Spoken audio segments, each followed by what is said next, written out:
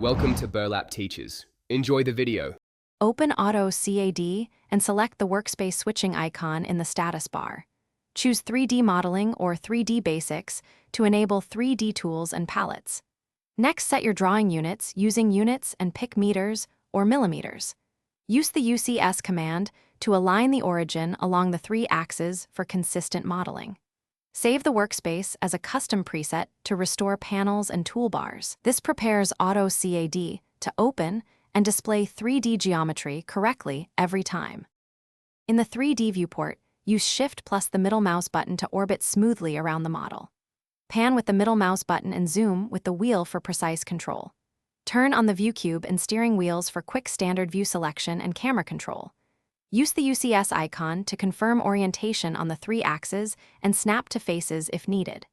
Change the visual style to 3D wireframe, conceptual, or realistic to inspect edges, faces, and materials. To open 3D models, use Open for DWG files or use the import command for STEP, IGES, or SDL. When importing, choose the insertion point, scale, and rotation carefully to preserve dimensions. Use Object Snap and the Align command to position imported parts exactly in your assembly.